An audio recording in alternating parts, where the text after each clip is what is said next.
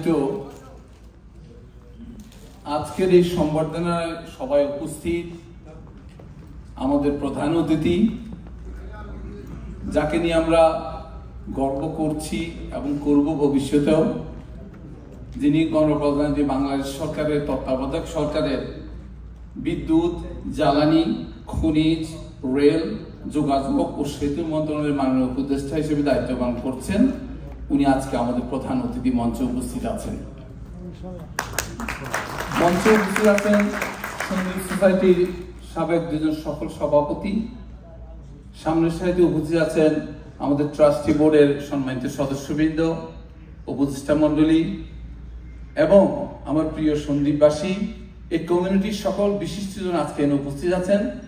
সন্দীপ সোসাইটির আয়োজনে আপনারা যে কষ্ট করে হাজির হয়েছেন, সন্দীপ সোসাইটির সকল কর্মকর্তাদের পক্ষ থেকে আপনাদেরকে আমি শুভেচ্ছা এবং মোবারকবাদ জানাই।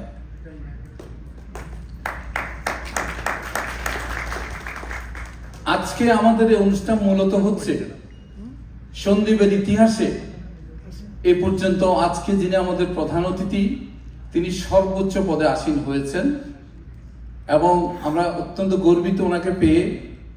সেজন্য ওনাকে সম্মাননা জানানো, পাশাপাশি সন্দীপ সবসময় যে বঞ্চিত এলাকা, আমাদের অনেকগুলো সমস্যা আছে, উনি নিশ্চয়ই সবগুলি জানেন, কারণ উনি আগে থেকে কাজ করছেন, এখনো করছেন, ভবিষ্যতে। তারপরেও যেহেতু আমার কাছে পেয়েছি, আমরা কিছু সমস্যা ওনার দৃষ্টিগোচর আনার জন্য একটু তুলে ধরতে চাই।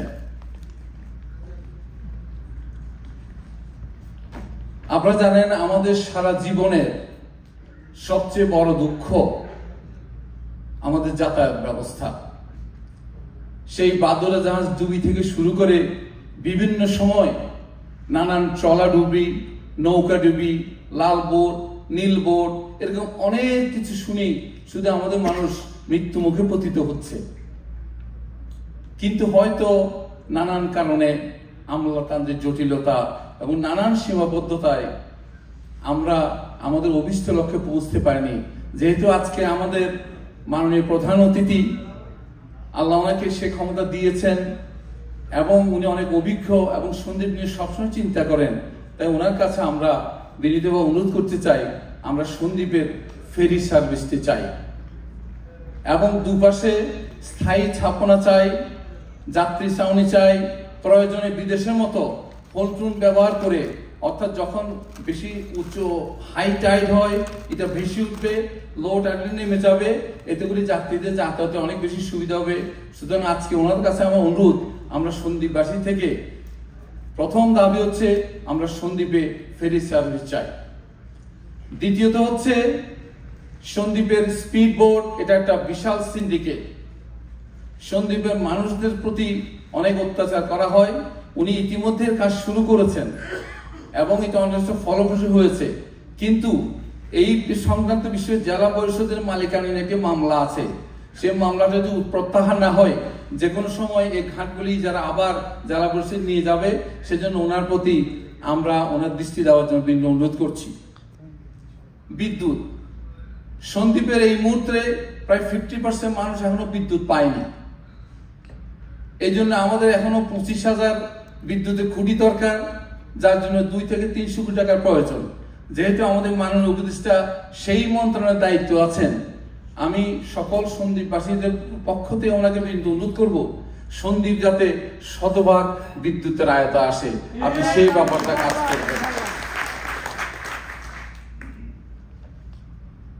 এরপর আসেন গুপ্তছড়া সড়ক। সন্দীপের এটা হচ্ছে প্রথম মেইন রোড, কিন্তু এটা এত ন্যারো, দুইটা গাড়ি পাশাপাশি পাস করা খুবই কঠিন ব্যাপার এবং প্রায় মানুষ দুর্ঘটনার শিকার হয়। আমি ওনার কাছে দাবি করবো সকল সন্দীপের পক্ষ থেকে এই গুপ্তছড়াকে সম্প্রসারিত করা হোক। পাশাপাশি সন্দীপের ভিতরে অনেকগুলি ইন্টেরিয়র রোড আছে যেগুলি খুবই ন্যারো, একটা গাড়ি গেলে আরেকটা গাড়ি পাস হতে পারে না, আপনি সেদিকে সদয় দৃষ্টি দিবেন। আরেকটি বিষয় হচ্ছে প্রি-একনেকে 12,000 কোটি টাকার একটা প্ল্যান পাস করা আছে, সেটা হচ্ছে কোম্পানিগঞ্জ টু সন্দীপ একটি সংযোগ সড়ক। সেটা হচ্ছে কোম্পানিগঞ্জের চরাইলহাই টু উড়িষ্যর, উড়িষ্যর টু স্বর্ণদ্বীপ টু সন্দীপের কালাপানিয়া।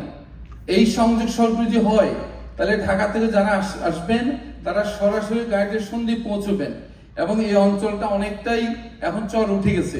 ওনার কাছে বিনীত অনুরোধ, আপনি এই ব্যাপারটি একটু সদয় দৃষ্টিতে দেখবেন। চিকিৎসার বেহাল অবস্থা, সন্দ্বীপের মানুষ সারা জীবনে এই কষ্টে ভোগে।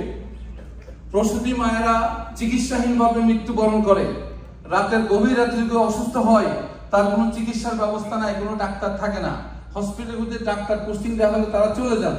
আমি ওনার সাথে বিনীতভাবে অনুরোধ করতে চাই সকল সন্দ্বীপবাসীর পক্ষ থেকে স্বাস্থ্য মন্ত্রণালয়ের সাথে যোগাযোগ করে যাতে সন্দ্বীপের সমস্ত হাসপাতালগুলিকে আধুনিকায়ন করা হয়, কারণ ওনার এই সুযোগগুলি আছে। একটা রাজনৈতিক সরকারের পক্ষ থেকে ওনার পক্ষে কাজ করা অনেক সুবিধা। শিক্ষা ব্যবস্থা, সন্দ্বীপের প্রায় স্কুল এবং কলেজে দেখা যায় পর্যাপ্ত শিক্ষক নাই, ছাত্রাবাস নাই, লাইব্রেরি নাই এবং শিক্ষকরাও ঠিকমতো সমস্যায় থাকেন।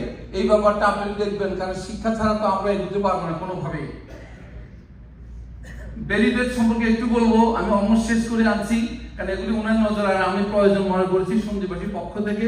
উনিরা বলবেন বেরিবাদের বেশ কয়েকটা জায়গায় খুব নাজুক পরিস্থিতি এবং যেগুলো ভেঙে পড়তে পারে। আমি আশা করবো এই ব্যাপারটা আপনি দেখবেন। 60 মৌজা, সন্দ্বীপের একসময় আয়তন ছিল 603 বর্গ মাইল, কালারাবাদে এখন যা মাত্র 82 বর্গ মাইল। আপনি জানেন আমাদের একজন সন্দ্বীপবাসী রাজনীতিবিদ মনিরহুদা বাবন, উনি একটা রিটের পরিপ্রেক্ষিতে 3/6/18 তারিখে মহামান্য হাইকোর্ট মামলা নম্বর 7098/18 আদালতের নির্দেশনা মতে ভাষাঞ্চল সন্দ্বীপ উড়িচর সহ 521 বর্গ মাইল এলাকায় সন্দ্বীপ বুঝিয়ে দেওয়ার কথা, কিন্তু এখনো দেওয়া হয়নি। সেই অঞ্চল যদি সন্দ্বীপের মধ্যে দেওয়া হয় তাহলে সন্দ্বীপ একটা জেলায় রূপান্তরিত হবে। আমি আশা করব আপনি এই ব্যাপারটা দেখবেন। পরিশেষে আমি বলবো, নদী ভাঙ্গনে আমাদের প্রচুর লোক বাস্তুহারা, তাদের সম্পর্কে চিন্তা করার সময় এসছে। এবং সর্বশেষ সন্দ্বীপে বর্তমানে যেসব চলমান প্রজেক্টগুলি আসে আমরা আশা করব সেগুলি সুচারুরূপে সম্পন্ন হবে। এবং সর্বশেষ বলবো, আমাদের তরুণ সমাজে একটা বিশাল অংশ মাদকে আসক্ত। আইন শৃঙ্খলা পরিস্থিতির মাধ্যমে আপনি এটা একটু দেখবেন। এইগুলি আমি জানি আপনি সবই জানেন, আপনি কাজ করছেন, কিন্তু আমাদের দায়িত্ব যেহেতু আপনার কাছে পেয়েছি আপনার একটু নজরে আনলাম। আপনি যেহেতু সুযোগ আছে, সন্দ্বীপবাসী সারা জীবন আপনাকে স্মরণাক্ষরে স্মরণ করবে এবং আপনার কথা স্মরণ করবে, আপনাদের দোয়া করবে, আপনি দীর্ঘজীবী হন এবং আপনি সন্দ্বীপের কাজ করবেন এই প্রত্যাশা রেখে আমি একটু সময় বেশি দুঃখ প্রকাশ করে আমি বিদায় নিচ্ছি। আল্লাহ হাফেজ।